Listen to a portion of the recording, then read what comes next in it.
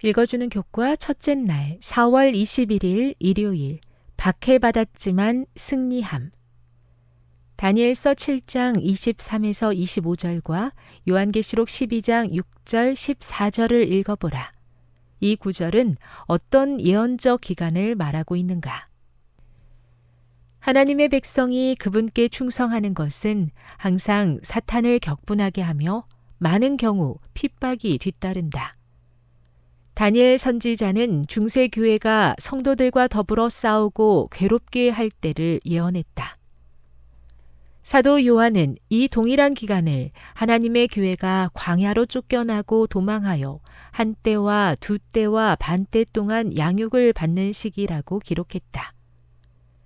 여자, 교회는 하나님이 준비해 두신 광야의 한 곳으로 도망쳤다. 하나님의 백성은 광야에서 양육받았다. 교황이 통치하던 길고 암울한 기간 동안 계속되는 대쟁투 가운데 하나님의 말씀은 그들을 붙잡아주고 강하게 하였다. 하나님의 백성은 하나님께서 그들을 위해 준비해 두신 곳을 발견했다. 인생의 가장 큰 시련의 때에 하나님은 항상 당신의 신실한 종을 위한 처소를 예비하신다. 가장 큰 시련 가운데서도 하나님의 백성은 그분의 사랑과 보살핌 속에서 피난처를 발견했다. 요한계시록 12장 6절 14절에 기록된 1260일과 한 때와 두 때와 반 때는 모두 같은 기간을 가리킨다. 성경의 예언은 종종 상징으로 기록되어 있다. 다니엘서와 요한계시록의 예언에서 예언의 하루는 문자적인 1년과 같다. 이와 같은 연일 원칙을 민수기 14장 34절과 에스겔 4장 6절에서도 확인할 수 있다. 연일 원칙은 위의 두 본문에 더하여 더 광범위한 성경적 토대를 가지고 있다. 연대기 학자이자 구약학자인 윌리엄 셰이는 이 원칙에 대해 구약 성경 전반에 걸쳐 23가지의 성경의 증거를 제시한다. 성경 해석자들은 수세기 동안 이 원리를 사용해왔다. 서고트, 반달, 동고트는 로마의 교리와는 다른 가르침을 믿는 족속이었다.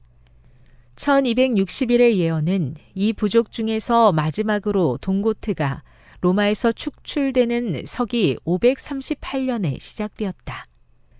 이 영적 암흑기는 서기 1798년 나폴레옹의 장군 베르티에가 교황을 로마에서 몰아낼 때까지 계속되었다. 이 오랜 기간 동안 수많은 그리스도인들이 하나님의 말씀에 순종했기 때문에 순교했다. 죽음을 맞으면서도 그들은 승리했다. 그리스도 안에서 그들은 어린 양의 보혈로 말미암아 죄책과 죄의 지배로부터 자유로웠다. 십자가에서 사탄을 이기신 그리스도의 승리가 바로 그들의 승리였다. 그들은 죽었지만 그 죽음은 그리스도의 재림 때까지의 잠시 쉬는 것일 뿐이다. 교훈입니다. 교황 통치의 길고 암울한 기간에 신자들은 하나님의 사랑과 보살핌 속에 피난처를 발견했다. 큰 시련의 때에도 그분은 신실한 종을 위해 자리를 예비하신다. 묵상. 성경의 예언이 그대로 성취됨을 확인하는 것은 당신의 믿음을 어떻게 강하게 해줍니까? 적용. 하나님의 말씀이 고난과 시험의 때에 그대에게 어떤 도움이 되며 힘을 주는지 생각해 보시고 말씀의 도움과 능력을 체험하는 삶을 사십시오. 영감의 교훈입니다. 연일 원칙과 1260일. 여호와께서는 에스겔 선지자를 통하여 말씀하셨다. 그 수가 차거든 너는 우편으로 누워 유다 족속의 죄악을 담당하라. 내가 내게 40일로 정하였나니 1일이 1년이니라.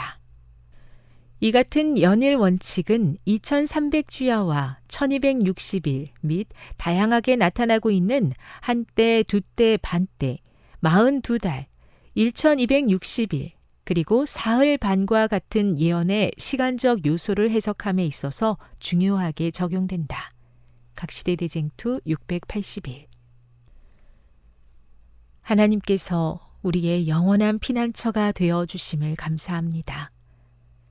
세상이 어려움을 주고 지친 심령을 위로하지 못할 때 주님께서 우리를 받아주시고 소망과 용기를 주옵소서. 가는 길에 시련이 있어도 주께서 예비하심을 신뢰하게 하옵소서.